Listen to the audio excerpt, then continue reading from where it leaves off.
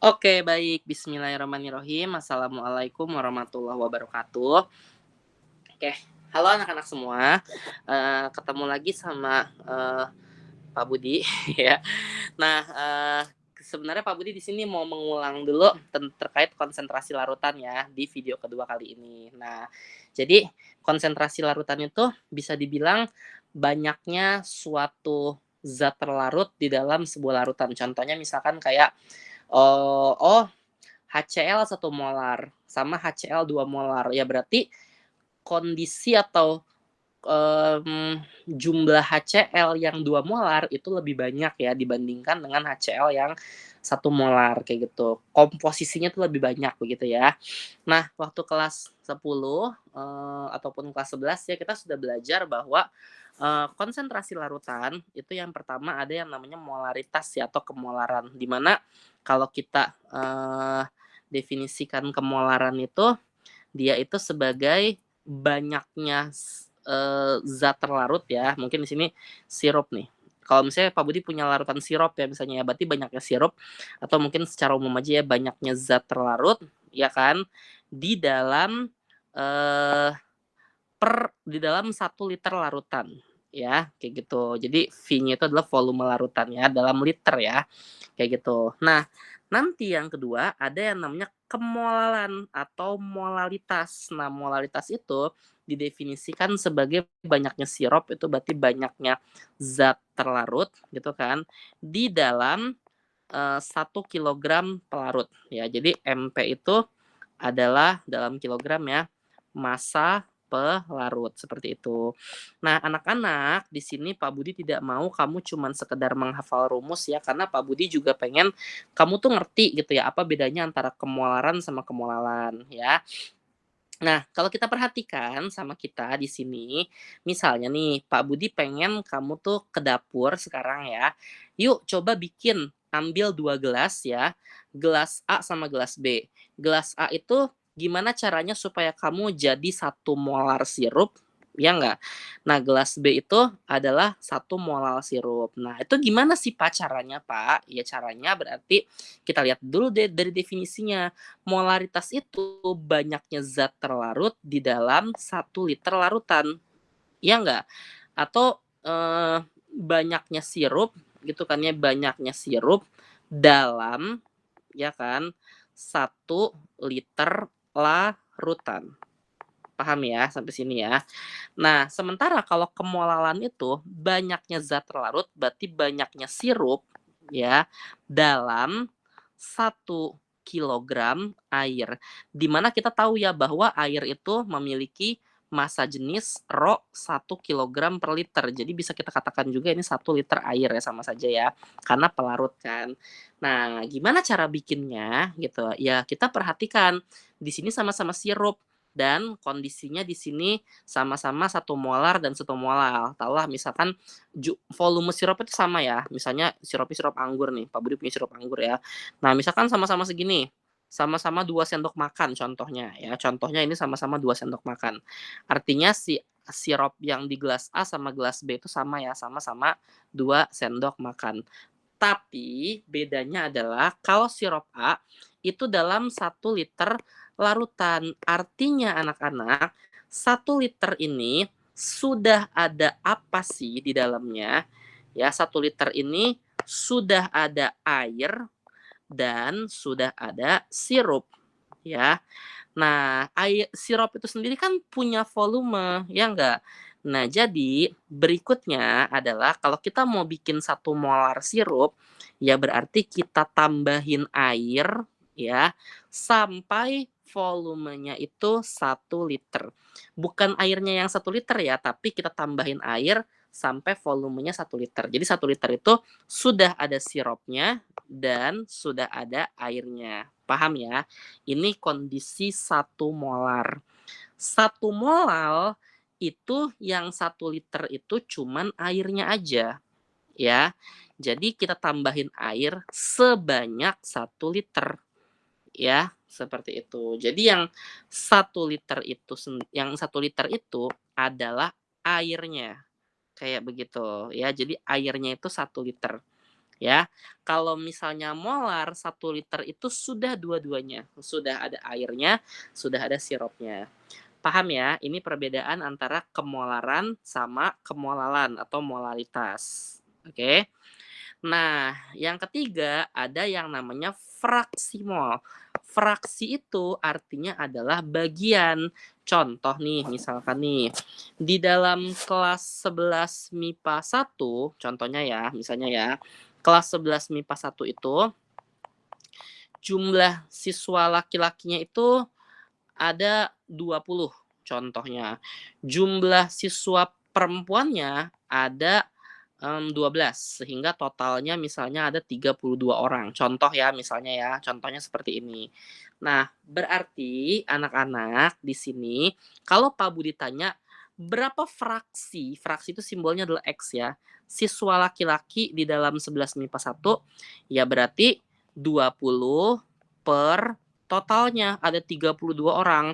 Ini fraksi atau bagian dari siswa laki-laki. Ya. Kalau fraksi atau berapa bagian siswa perempuan di dalam kelas itu, ya berarti 12 jumlah siswa perempuan dibagi sama 32 jumlah murid yang ada di dalam kelas tersebut. Seperti itu ya anak-anak ya. Nah, kita kembalikan lagi definisi larutan ya, definisi larutan itu dia memiliki 2 komponen. Ada zat terlarut, ya kan? Ada lagi yang namanya pelarut.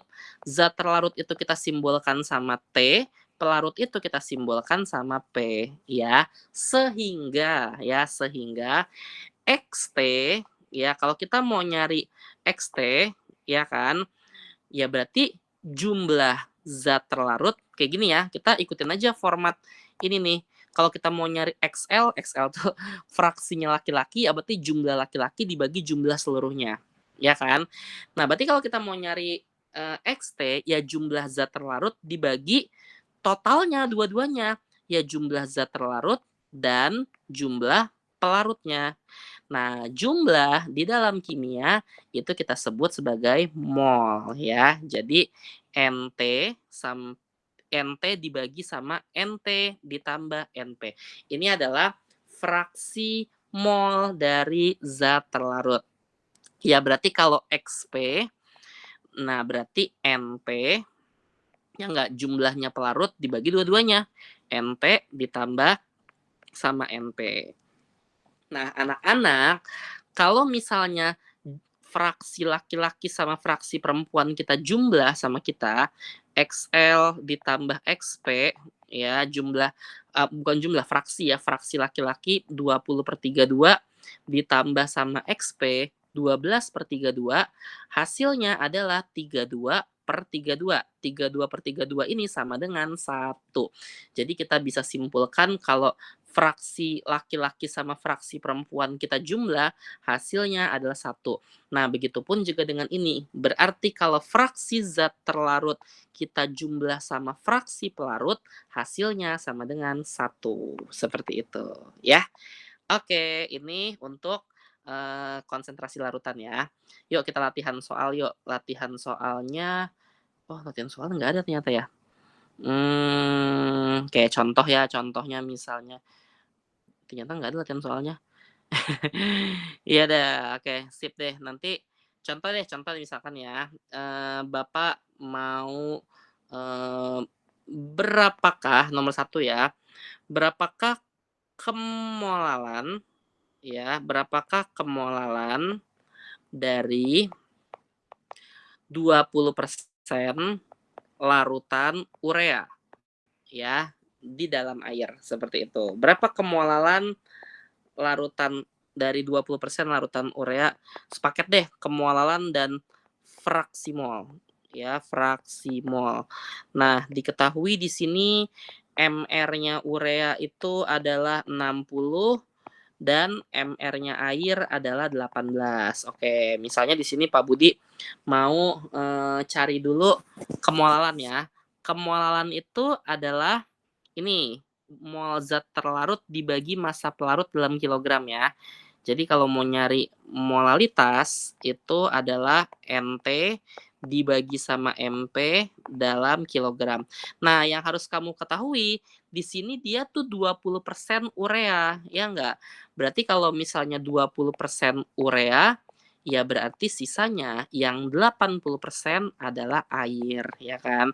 Pak, ini kok masih persen, masih belum gram sih, Pak? Ya kita anggap aja karena kita nggak tahu berapa gram kan airnya kan, ya nggak? Ya kita anggap aja airnya 100 gram. Berarti 20 kali 100, ya berarti 20 gram urea, seperti itu kan, ya nggak? Dibagi sama 80 gram air, seperti itu, ya. Dah, berarti mol zat terlarutnya berarti urea ya. Berarti kan kalau diketahuinya massa ya berarti massa zat terlarut dibagi mR-nya zat terlarut dibagi sama massa pelarut tapi dalam kilogram. Bener nggak? Ya massa zat terlarutnya 20 gram dibagi sama mR-nya urea adalah 60 ya kan, dibagi sama massa pelarutnya jangan lupa kita jadikan kilogram. Berarti di sini 0,08 kilogram. Benar ya? Oke, dah nanti tinggal dicari pakai kalkulator berapa molaritasnya ya. Nah, yang kedua, anak-anak, di sini ada fraksi ya. Fraksi mol itu disuruh nyari fraksi molnya si urea, ya kan? Ya, urea itu apa? Zat terlarut, berarti urea itu adalah XT. XT itu adalah NT dibagi NT plus NP. XT sama dengan NT dibagi NT ditambah NP. Benar ya? Ya udah, berarti mol mol zat terlarut ya molnya urea. Berarti ini massa zat terlarut dibagi sama MR zat terlarut, bener nggak? Nah, yang atas. Yang bawah berarti massa zat terlarut dibagi sama MR-nya zat terlarut ditambah sama massa pelarut dibagi sama MR-nya pelarut, seperti itu, ya kan? Berarti 20 gram dibagi sama MR ureanya adalah 60 gitu kan. Nah, yang bawahnya adalah 20/60 juga ya kan. Ditambah sama air itu 80 gram dibagi MR-nya air adalah 18. Nah, nanti selesaikan sendiri ya perhitungannya berapa menggunakan kalkulator. Nah, XT-nya kan udah dapat nih misalnya berapa nih. Seandainya kamu diminta cari XP, kamu nggak usah lagi repot-repot XP sama dengan NP dibagi NT plus NP. Kita tinggal menggunakan ini ya. XT tambah XP sama dengan 1. Berarti XP tinggal 1 dikurang XT berapa. Oke, seperti itu ya. Sip deh, kalau misalnya tidak semoga kamu memahami penjelasan Pak Budi yang Bapak jelaskan sekarang ya. Bapak tutup ya pertemuan di video kedua kali ini. Kurang lebihnya Bapak mohon maaf. Wabillahi taufik wal hidayah. Assalamualaikum warahmatullahi wabarakatuh.